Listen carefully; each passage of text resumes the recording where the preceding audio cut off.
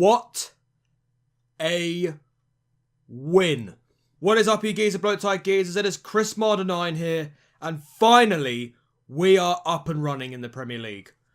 2-1 victory over Tottenham at Wembley Stadium. Well, what a win. What a win. What a response.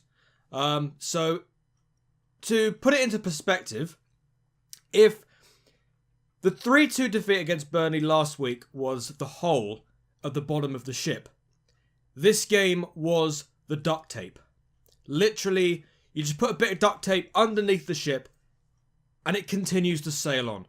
That was a brilliant, brilliant win. I mean, it wasn't a fancy win, you know, it wasn't tiki-taka football, you know, it wasn't that kind of a win. It was we're going to get the goals and we're going to grouch it out and get 3 points kind of win. Now, obviously with the win comes with a few blemishes, but, you know, I don't really give a shit right now because we beat Spurs, one of our biggest London rivals, 2-1, and yeah, it put a big fat L on Tottenham's home record this season. Ha ha! Yes. But anyway, what can I say about the performance? Let's just talk about the goals first. Both scored by Marcos Alonso. The first one, absolutely pinch perfect free kick. It was a Beckham Zola-esque kind of. I mean, Gianfranco Zola scored a lot of amazing free kicks against Spurs back in the day. I can remember one he scored at Stamford Bridge, which was utterly amazing. But this free kick by Alonso is right up there. You know, he put it exactly where he wanted it. Very similar to the one he scored against Bournemouth last season, where he just literally just picked his spot, goes into the top corner, beats Loris, no chance. We're 1-0 up. And yeah, it was brilliant. It was incredible. Absolutely incredible. And of course, last season when we played them in the FA Cup semi-final, guess what the first goal was? The first goal was a free kick and it was scored by Willian. But yeah, that was only last season. But anyway, so yeah, it was at half-time it was 1-0. And then Spurs didn't equalise until about later on in the game where Batshuayi, I got to be honest with you, I feel sorry for Batshuayi. I mean, he started off the season in pre-season with an incredible double against Arsenal in China, and then ever since then he's been trying to do the best he can. I mean, he's I don't know, man. I just feel sorry for him. But yeah, it was Batshuayi that scored the own goal, and then thankfully, we have Marcos Alonso on hand again to get the winner. It was incredible. I love the guy. I just love him. Sorry, I just spat. I love him. He's an amazing player, man. God. I think a lot of people say bad things about Alonso, but he's not as bad as people think he is. He's actually really good. He tackles. He does what he's supposed to do as a left back. I know he's not as pacey as like players like we had Ashley Cole before and Ryan Bertrand, who, by the way, we've been linked with to re-sign. But I think Alonso is a really reliable fullback. I think he's great. And, well, he gets the goals. I mean, he scored 2 today.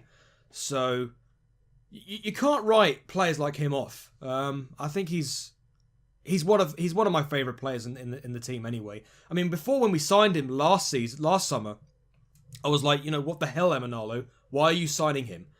But as the months have gone on, he's really made that left back position his own. I mean, yes, we do need fullbacks, and yes, we definitely do still need them, even though we do have Moses. Because let's be honest, we are not going to be able to compete on all fronts this season. The Premier League, the Champions League, the League Cup, the FA Cup, we're never going to be able to compete on those fronts if we've just got Moses and Alonso.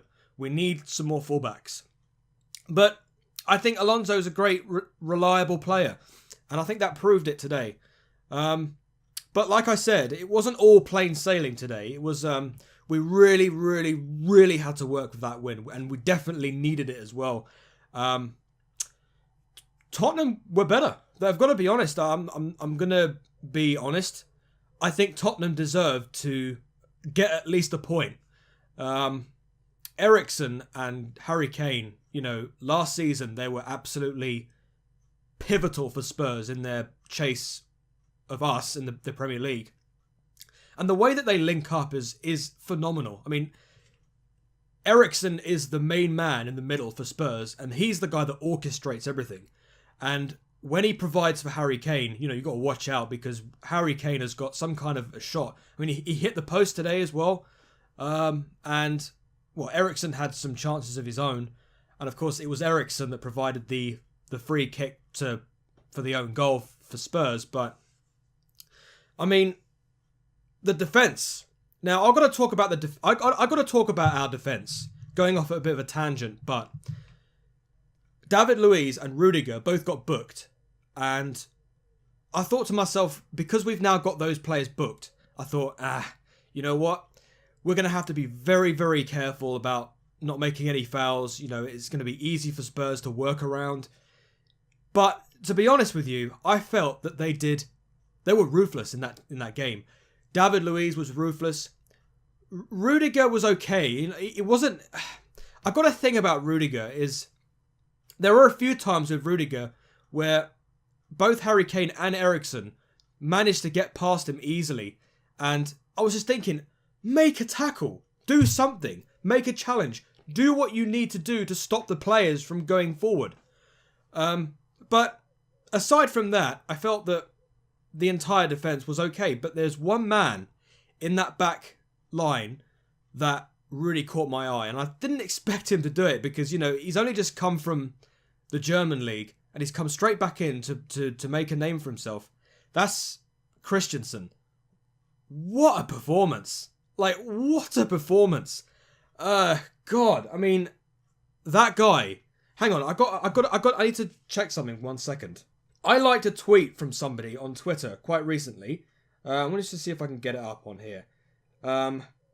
Let's have a look. Where is it now? Where is it? I think it's here somewhere.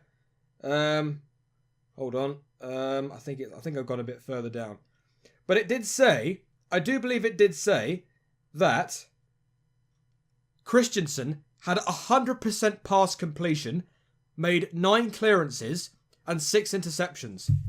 That, especially in a game where it was really, really needed to... I mean, especially against a big club like Spurs, that performance was incredible. Christensen, I really, really hope he gets more games. I really hope he does, because he is definitely one for the future. Filled Gary Cahill's boots immensely. Made some great tackles. Made some great clearances. And, 100% pass completion. I mean, there's nothing you can go wrong with that. But, yeah, a great all-round performance.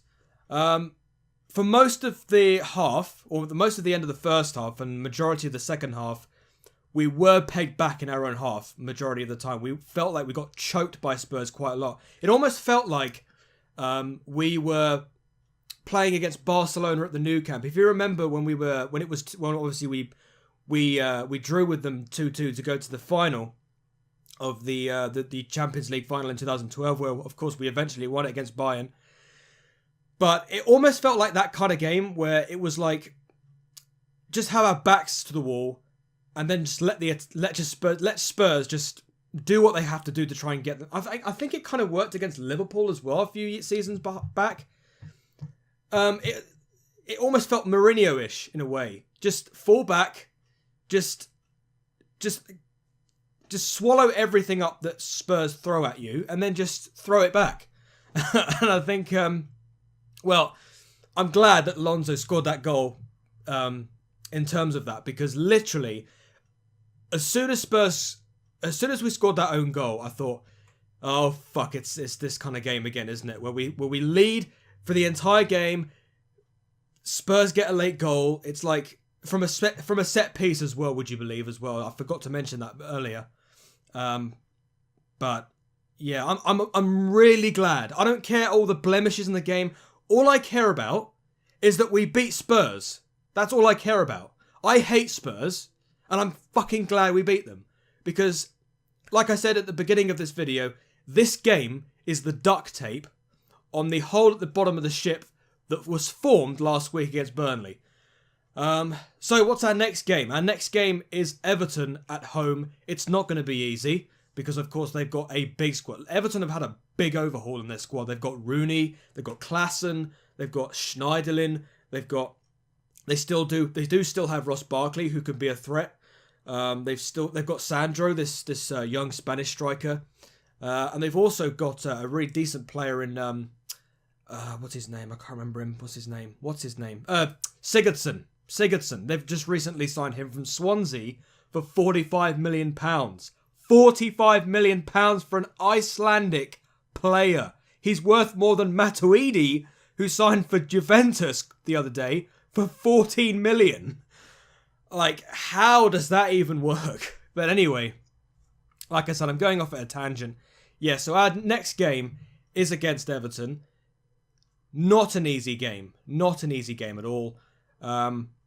Of course, we did beat them 5-0 and 3-0 last season, but I do still think that it's going to be a different kind of game next time around because, like I said, they got Rooney, who can be a threat. He's a very creative player. But I'm going to leave it on this.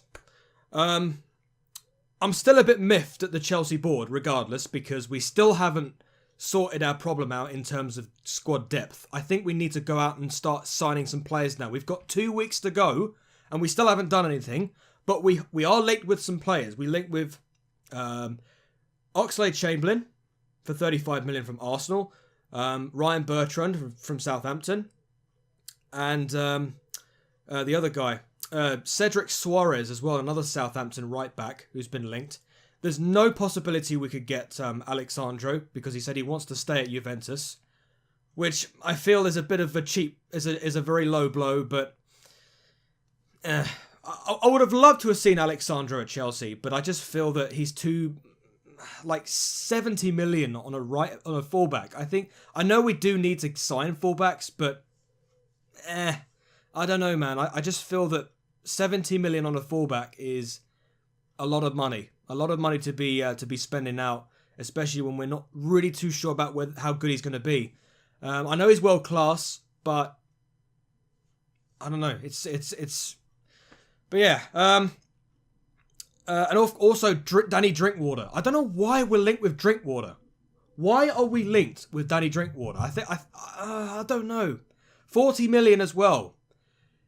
I don't agree with it. I really don't. He's a very reliable player. He's English, but 40 million, really? And at 27 years of age, I don't know, man. I'm not sure if he's the right kind of player. Oxlade-Chamberlain, yes. I think he would be a great player. He's English, for one thing. Also, he's 24 years of age, so he's got plenty of years left in him. But, I don't know. Drinkwater, I mean, if he signs for us, then, well, we've got to put up with it. But are we signing him because he could be a good partner with Kante? You remember when Leicester City won the league title with both those players? I don't know, man. But I just, whoever we sign, I really hope it's for the future. I hope it's not for just a couple of players just so that, they can just mingle with the other team and then they'll just be gone by about 1 or 2 years. I really want us to sign players for the future. For the future. Mix in some youth as well with some new players. Of course, we do already have Morata, Bakayoko, and Caballero and Rudiger. We do have those players, but we need more. We need more. We cannot, and I keep stressing this, we cannot compete in the Premier League, in the Champions League, in the League Cup, in the FA Cup, with the squad depth we have. We need to sign more players. Do you hear that, Emanalo? Do you hear that, Marina? Get your asses in gear. Get out there and sign the players that Conte wants. Listen to him. Listen to what he wants and go and get the players that he needs so that we can start competing for these competitions. So, yes, that's it. Fucking brilliant win again today. I'm really, really glad that we've been able to get a win on the board this season. Especially against Spurs. It's a big game. It's a big win. Big win. Next game is against Everton.